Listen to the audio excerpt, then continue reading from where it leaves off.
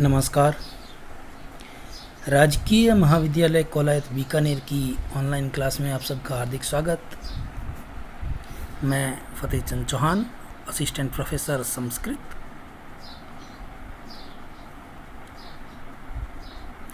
आज के इस सत्र में हम कालिदास के महाकाव्य कुमार संभवम के बारे में चर्चा करेंगे।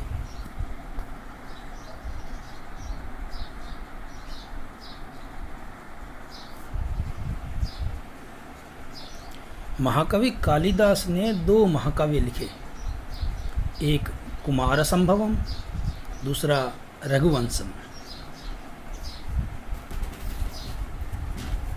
कालिदास के दो महाकाव्य और एक खंड काव्य मेघदूत अर्थात कुमार संभवम, रघुवंशम और मेघदूत, इनको मिलाकर लघुत्रयी कहते हैं। कुमार संभवम, इस महाकाव्य में कवि ने शिव पार्वती के विवाह, कुमार कार्तिकेय के जन्म तथा उसके द्वारा तारकासुर के वध की कथा प्रस्तुत की है। हिमालय की पुत्री पार्वती ने तपस्या के द्वारा शिव को प्राप्त किया। इस महाकाव्य में यद्यपि 17 सर्ग हैं, किंतु प्रथम 8 सर्गों को ही कालिदास की रचना माना जाता है। शेष सर्ग कथा पूर्ति के लिए किसी परवर्ती अन्य कवि ने लिखे। इन 8 सर्गों में शिव पार्वती के विवाह तथा दाम्पत्य जीवन तक का ही वर्णन है। कुमार कार्तिकेय का जन्म 11वें सर्ग में वर्णित है।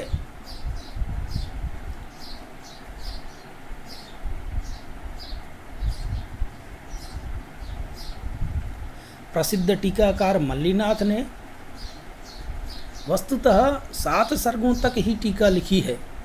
8वें सर्ग पर उनकी टीका दोषपूर्ण है। 8वां सर्ग शिव पार्वती के केली वर्णन से संबद्ध है, अतएव परवर्ती विद्वानों के बीच यह विवाद का विषय बना। आनंदवर्धनाचार्य ने ध्वन्यालोक में कहा है कि महाकवियों ने भी देवताओं के संभोग का वर्णन किया है, परंतु अपनी प्रतिभा से इस दोष को दबा दिया है, इसलिए ग्राम्य दोष नहीं माना जाता। इस प्रसंग में कुमार संभव के 8वें सर्गस्थ देवी संभोग का ही उदाहरण उन्होंने दिया है। यथा महाकवीनाम अपि उत्तम देवता विषय प्रसिद्ध संभोग श्रृंगार निबंधनाद अनौचित्यम शक्ति तिरस्कृतम ग्राम्यत्वेन न प्रतिभासते यथा कुमार संभवे देवी संभोग वर्णनम। किंतु मम्मटाचार्य इसे अनुचित मानते हैं, क्योंकि अपने माता पिता के संभोग श्रृंगार वर्णन के समान उत्तम देवता के विषय में रति का वर्णन अशिष्टता है। रति संभोग श्रृंगार रूपा उत्तम देवता विषया न वर्णनीया तद वर्णनम पित्रो संभोग वर्णनम इव अत्यंतम अनुचितम।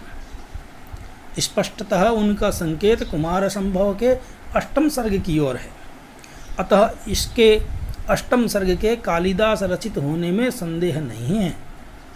किंवदंती है कि कुमार संभव के 8वें सर्ग की रचना के अनंतर शिव के शाप से कालिदास रुग्ण हो गए और आगे उस महाकाव्य की रचना उन्होंने छोड़ दी। रघुवंश में जगतः पितरऊ पार्वती परमेश्वरऊ की वंदना करके वे इस शाप से मुक्त हुए। 9वें सर्ग से सप्तदश सर्गों की रचना मल्लिनाथ के बाद किसी ने की होगी। मल्लिनाथ के पूर्ववर्ती अरुणगिरिनाथ ने भी 8 सर्गों तक ही टीका लिखी है। भाव, भाषा और शैली की दृष्टि से ये परवर्ती सर्ग मौलिक सर्गों की अपेक्षा हीनतर हैं। काव्य शास्त्रियों ने उनकी उपेक्षा की है। 8वें सर्ग के अंत में कवि ने एक प्रकार से काव्य का उपसंहार कर दिया है कि भगवान शिव के दिन रात स्त्री संपर्क के 150 वर्ष ऐसे बीते मानो एक ही रात समाप्त हुई हो, तथापि उनकी तृष्णा उसी प्रकार शांत नहीं हुई जिस प्रकार समुद्र के भीतर वर्तमान जल राशि से बड़वाग्नि शांत नहीं होती। वास्तविकता यह है कि कालिदास ने कुमार कार्तिकेय के जन्म की परिस्थितियों का ही निरूपण इस महाकाव्य में किया है। कुमार के वास्तविक जन्म का विवरण देना उनका लक्ष्य नहीं था। संभव शब्द संभावना की ही ध्वनि देता है, वास्तविक जन्म को प्रकाशित नहीं करता। महामहोपाध्याय कुप्पू स्वामी ने कहा है कि कालिदास वागर्थ की परस्पर स्पर्धा को पार्वती और परमेश्वर की क्रीड़ा का रूप देकर शब्दार्थ साहित्य को काव्य मानते थे। कुमार संभव में अंगिरा ऋषि कहते हैं, तमर्थमिव भारत्या सुतया योक्तुम अर्हसि, अर्थात आप हिमालय शिव से अपनी पुत्री का उसी प्रकार अटूट संबंध कर दीजिए जिस प्रकार वाणी का अर्थ से हुआ है। रघुवंश में भी पार्वती को वाक और शिव को अर्थ का प्रतीक मानकर दोनों की उन्होंने वंदना की है। कालिदास वागर्थ के साहित्य पर इस प्रकार मोहित थे कि उन्होंने कुमार संभव की रचना अष्टम सर्ग तक करने की योजना बनाकर इसका प्रतिपादन किया। तदनुसार वागरूपा पार्वती और अर्थरूप शिव की परस्पर केली स्पर्धा एवं योग के द्वारा रस रूप स्कंद कार्तिकेय के जन्म की परिस्थितियां उत्पन्न कर दी। रस तो वस्तुतः अवाच्य होता है, ध्वनि से ही गम्य है। अतः कवि ने वागर्थ का परिणय कराकर अदृश्य रस रूप स्कंद कार्तिकेय का जन्म सहृदय पाठकों के द्वारा अनुमान किए जाने के लिए छोड़ दिया। इस विषय में विवरण टीका के लेखक नारायण पंडित ने कहा है कि कुमार संभव काव्य का लक्ष्य पार्वती द्वारा शिव के चित्त का आकर्षण मात्र था, जिसकी पूर्ति अष्टम सर्ग के अंत में हो जाती है। अतः अष्टम सर्गांत कुमार संभव की रचना में कोई संदेह नहीं है। इस ध्वनि रूप प्रतीकात्मक महाकाव्य का भौतिक अर्थ मानकर ही किसी कवि ने कथा पूर्ति के लिए परवर्ती सर्ग जोड़े हैं। इन सर्गों की भाषा मूल काव्य से निकृष्ट है, उनमें परस्पर घटना सामंजस्य का भी अभाव है, कहीं अश्लील और अपप्रयोग भी हैं, पुनरुक्तियों की भरमार है। फिर भी कुछ विद्वानों ने तर्क दिए हैं कि पूरा कुमार संभव प्रथम सर्ग से लेकर सप्तदश सर्ग तक कालिदास की ही कृति है। कुमार संभवम के प्रथम सर्ग में हिमालय का वर्णन 15 श्लोकों में करके हिमालय से मेना के विवाह, पार्वती के जन्म, पार्वती के सौंदर्य, नारद द्वारा शिव पार्वती के विवाह की चर्चा तथा पार्वती द्वारा शिव की आराधना का वर्णन कवि ने किया है। द्वितीय सर्ग में तारकासुर से पीड़ित देवताओं के द्वारा ब्रह्मा की प्रार्थना का वर्णन है।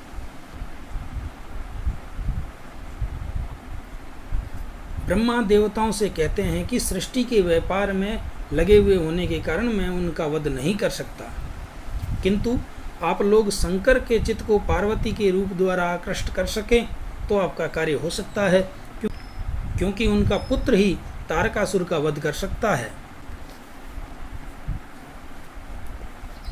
तृतीय सर्ग में देवताओं ने शिव के चित्त में काम उत्पन्न करने के लिए कामदेव का उपयोग करते हैं, जो शिव के समाधि स्थल पर वसंत ऋतु को फैलाकर शिव पर काम बाण चलाता है। भगवान शंकर अपने तीसरे नेत्र से उसे भस्मसात करते हैं। क्रोधम प्रभो संहर संहरेति यावद गिरह खे मरुतां चरन्ति तावत् स वह्निर्भवनेत्र जन्म भव भस्मावशेषम मदनम चकार। चतुर्थ सर्ग में कामदेव की पत्नी रति विलाप करती है। इसमें कवि ने वियोगिनी छंद का प्रयोग किया है। वसंत रति को सांत्वना देता है, फिर भी पति की चिता पर वह जल जाना चाहती है। आकाशवाणी से रति और कामदेव के पुनर्मिलन की बात जानकर वह रुक जाती है। पंचम सर्ग इस महाकाव्य का सर्वश्रेष्ठ सर्ग है। इसमें शिव को प्रसन्न करने के लिए पार्वती की तपस्या तथा ब्रह्मचारी के वेश में समागत शिव के द्वारा पार्वती के प्रेम की परीक्षा का वर्णन है। अन्य सभी उपायों से असाध्य शिव को तपस्या ही द्रवित करती है। शिव पार्वती का रमणीय संवाद किया गया है। इस सर्ग में शिव पार्वती के रमणीय संवाद का वर्णन है, जिसमें शिव के एक एक तर्क का उत्तर पार्वती देती है। अंत में शिव कहते हैं कि हे पार्वती, तुम्हारी तपस्या से खरीदा हुआ मैं दास बन गया हूँ। अद्य प्रभृत्यवनतांगी तवास्मि दास कृतस्तपोभिरिति वादिनी चंद्रमौलौ अहनायसा नियमजं क्लममुत्ससर्ज क्लेशा फलेन हि पुनर्नवतां विधत्ते।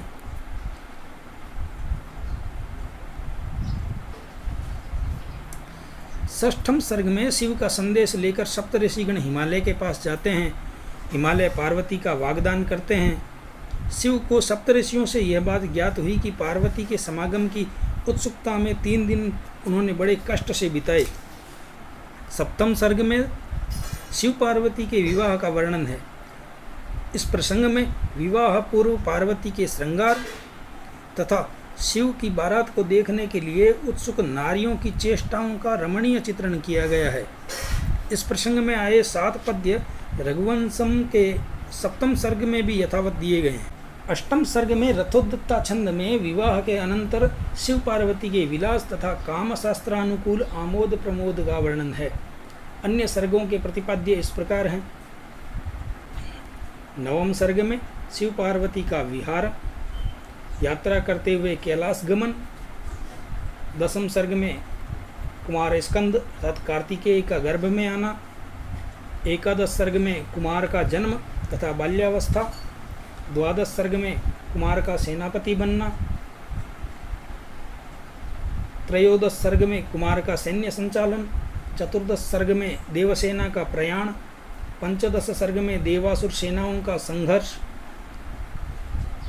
16वें सर्ग में युद्ध का वर्णन तथा अंतिम सप्तदश सर्ग में तारकासुर के वध का वर्णन है। इस महाकाव्य में कालिदास ने अपनी सौंदर्य भावना का पूरा प्रकर्ष दिखाया है।